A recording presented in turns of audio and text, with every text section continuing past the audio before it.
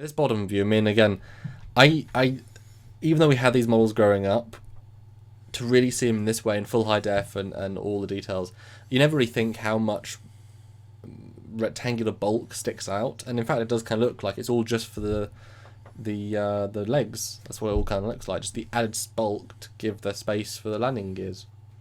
Mm-hmm. Which definitely helps with where did the landing gear go? Yeah. So it's weird. You would think it'd just be like totally. I mean, an efficient shape would just be flat underneath. Because why angle up? Because you're wasting space. You're losing space. Mm-hmm. Well, yeah, you got to think too. This is a ship that does go into atmospheric flight, so it does have to deal with some kind of aerodynamics at some point. So on this bottom picture here again, you can see looks like 5 landing legs, and the lower gun as well. I don't know, man. The guns confuse me because when you sit in them, it's just like you're sitting up at the top one. You're sitting facing up, but the gun's facing this way, and you're spinning, and it's very confusing. It's very disorienting. I don't know. Maybe it's just me that gets that impression, but well, there's a different gravity field in there, surely. That would be very helpful. I mean, they clip on, they sit down. Obviously, you could sit down, but you don't want the gravity really affecting you, per se. But you're also looking at monitor, not so much outside. I mean, you're not using, you're targeting. And yet, there's a big gun in front of you, and you got a huge window when you're supposed to be facing up. Yeah. Well, it's visually awesome. It is, but a lot of times it just doesn't make sense with what's going on. I mean, it made sense a little bit in The Force Awakens, where she's doing the whole maneuver, and because the gun's locked. That was cool, but I don't know. I think it's in Star Wars. There's quite a few scenes that just don't make sense. Basically, we need to sit in that chair and feel it for ourselves. Then we'll know. Only then we will know. Yes.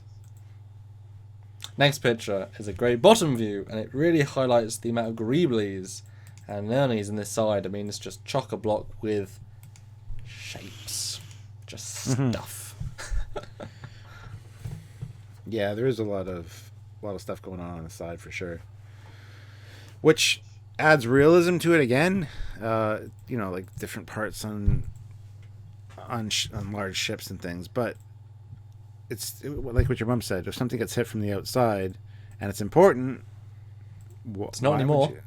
Well, maybe it's not important. That's why it's out there. Maybe they're all distractions so that people shoot at them, where the important things are on the inside. And that's where Star Trek and Star Wars differ a little, because we all know the TOS Enterprise was so smooth outside because everything had to be accessed from the inside, which makes a lot of sense. But obviously we see them land lots of times and fix stuff from the outside. And sometimes they've got to fix it from the outside because they can't reach it from the inside. Is that what? I mean, we've seen obviously in TOS we had blinking lights. Not much you can work out, but obviously after that we had LCARs and a full computer interface. And this we still have the very 19 late whatevers interfaces that are very basic, and because they actually respect the canon, they keep the old look. Even if you can tell the interface isn't exactly modern, up to date, or it tells you much information. So I can imagine the computer systems aren't particularly advanced in terms of like, computer, fix this, or your computer, where's the problem? It's a case of there's a little red flashing light on my console saying, no, the port injector's busted. That's all it says. It's very rudimentary, so you have to go outside, look at it, and fix it. As opposed to Star Trek, you'd say, right, okay, it's down to 36%. Do a secondary scan, like. You never even get the sense they have like proper sensors, and they've got radar, they've got all the basic stuff. It's very much down to earth, simple sci-fi, even though it's space travel, but also I guess it's in the past, so we can let that go. Yeah, well, and I've seen schematics too where the sensor dish actually says illegal sensors, like they were aftermarket sensors that were put in. That's awesome. And I've seen different variations of the of this Carillion freighter, the YT-1300, that actually have different shaped antennas. I mean, and not just because it got knocked off in Return of the Jedi and replaced with a rectangular one. There are other versions I've seen as well. So it's very much a customizable ship depending on its purpose. So yeah, I'm looking at this one again. I think this is the best picture so I mean that if they insert the cargo in the middle again, where are they firing torpedoes from? Yeah, exactly. Yeah. I mean, I guess I could kind of buy that if you look at the bottom part, they could be, if they're really thin torpedoes, they could like drop down, just like a little sleeve, and just fires like a self-guided missile. Because the proton torpedoes in the X-wing are just shells, so if you just had a drop down, its shell hits the ignition, burn a bit, maybe. Yeah. But again, this is designed to be a light freighter. It's not designed to be taken in a battle. So those missiles were probably added as an aftermarket thing by Lando or Han, whoever had it. Because when you go to smuggling, it becomes a lot more dangerous. You want to add more. Now, you need a proton torpedo. I mean, it makes a big difference. A torpedo. It means you need something high yield. Yeah. Yeah. So in a way, I don't buy that those front mandibles are for docking cargo modules, but at the same time, I have seen the diagrams that have that, and it makes sense in a way, it's like a cargo train almost. But yeah, well, I can imagine Han Solo. Depends what sort of smuggler he is. If you're smuggling, it more implies smaller things.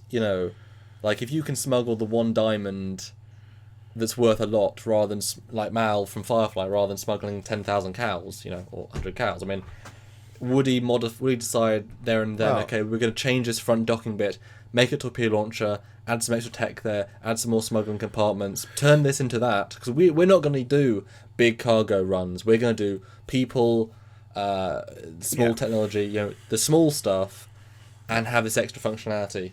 Because I mean, can you rent the cargo containers? I don't think Han has in a storage bay somewhere big containers that he flies to, pulls out of storage, and then just takes around the galaxy. It doesn't really seem like his MO.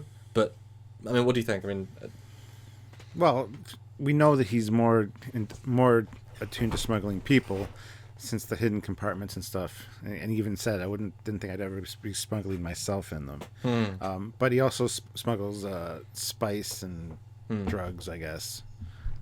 Whatever. We don't know that much about him, to be honest. Yeah, for the Hutt family. So, yeah, it's definitely smaller items, more high profit, and I think it might still have the capability of docking one or two cargo modules if need be.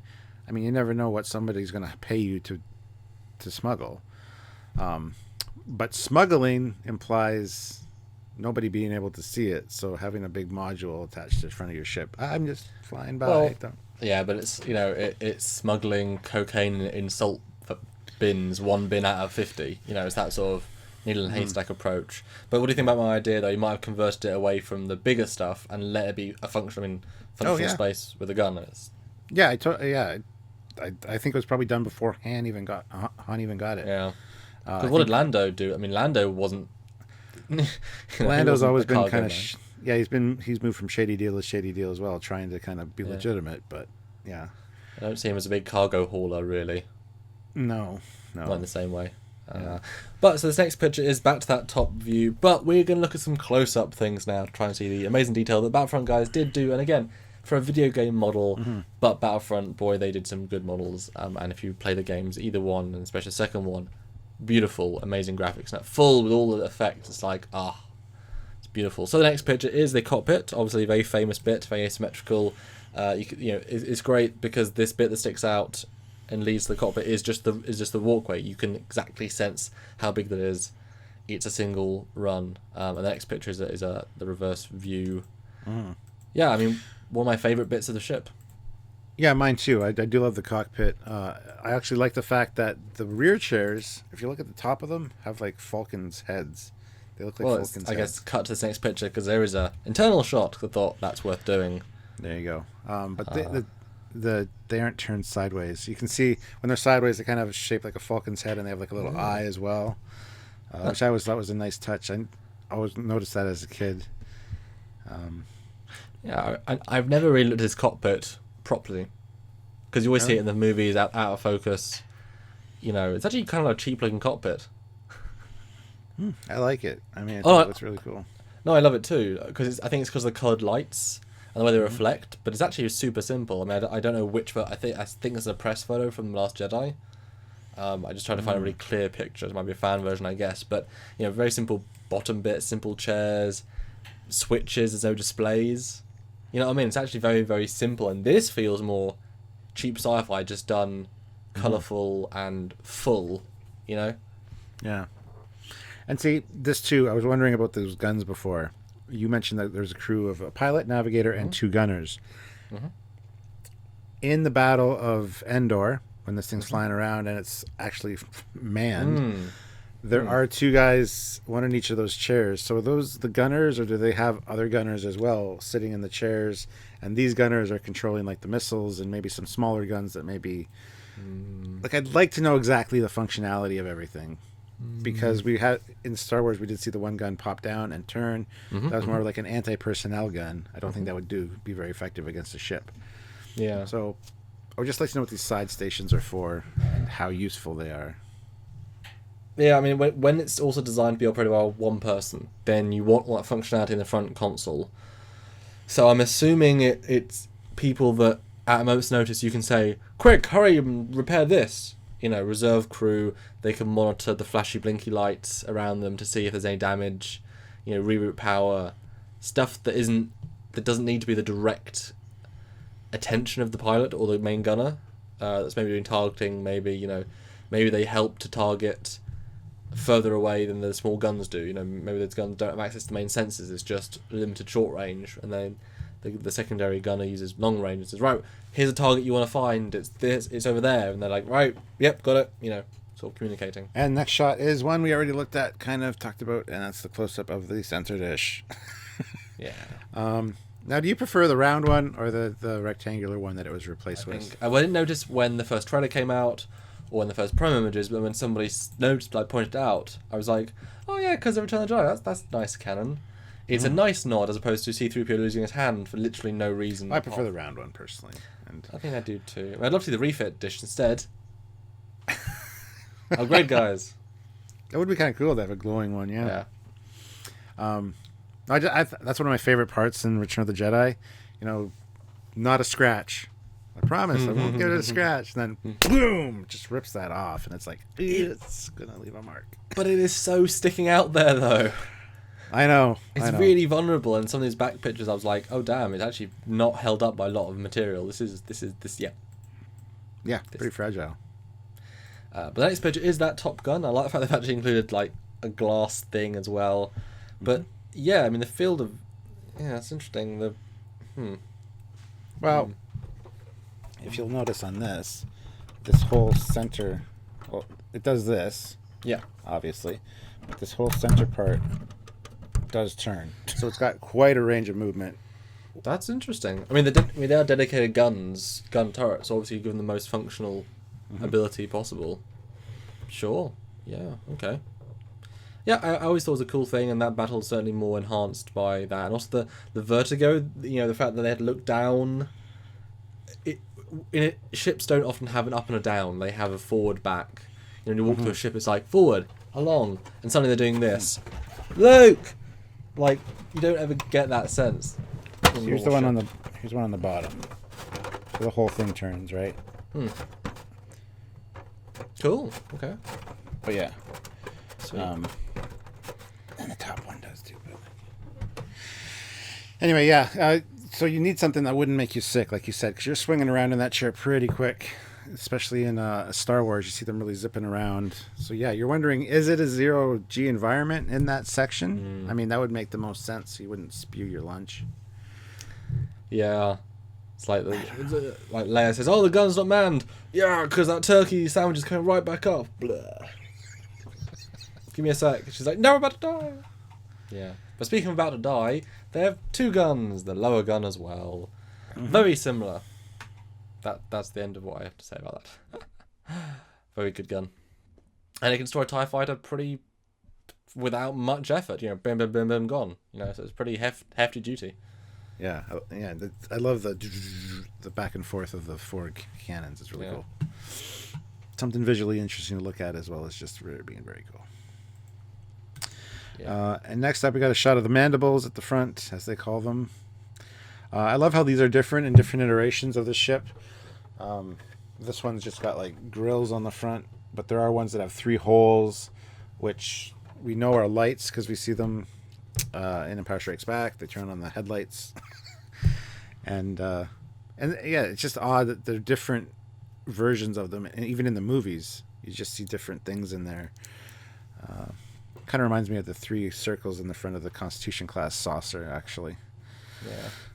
And this model is pretty damn excellent, isn't it? It's got all the details, but also still smoothness, and they did a good job with it. I mean, it's the most famous ship. You'd think they would, but very nice. And the last picture, or the last new one anyway, is the back view. So much going on. It's a nice little close-up just to give more resolution. And I will say, one thing I never noticed until a couple of years ago, and I don't know what they do, is there's spikes that stick out of the engine. Why are there spikes sticking out of an engine? Up at the top there? Mm-hmm. It's like they're so hidden in among, like, unless you actually had it side view, they're so hidden amongst details you just think they're stuff. So I love the fact there's these little well, it looks like the things flap up, that are like things like the planes have, all these like pistons. an air brake, yeah, which I'm assuming is what they do to give more or less thrust, which is brilliant, which you never see it used really. But what are these pointy things? I don't know. It's cool. Again, they could help with aerodynamics when you're in atmosphere, kind of like a stabilizer. Sure. Or they could be cooling units as well. Maybe something gets pumped through there to cool the system. I don't know. Yeah, I mean, did you notice them in the movies at first? No, not at first. No, but they're on the model, obviously. Yeah. Once you build a model, and when you play with the model in 3D, you notice all these things. And you're like, I never noticed that in the movie before. And then you just always see it after that. So. Yep. But let's go to the last picture, which is the first 3D picture. So yeah, honestly, it's a ship that's weird. We try to dissect it, but everything that it has, that it actually has a unique thing, is out on the surface. So to analyze it is to talk about what's visibly there. We don't know what any of the Greeblies do. We don't know how it works really. We don't, you know what I mean? It's a very odd ship. It's like everything's there, yet we still don't know how it all works. Yeah, and just when you know what something is, you see another schematic where it's labeled something differently. Damn the fans inventing rubbish. And you're like, well, that actually makes a little more sense, or not as much sense. Yeah, it's a fun ship. Great piece of science fiction history. One of the most iconic science fiction ships ever. Right up there with the TNG or the TOS Constitution class, in my opinion. And looking forward to learning more about it because there are more movies coming out. So, and there's even a Han Solo standalone movie, which that's going to be incredible for the ship.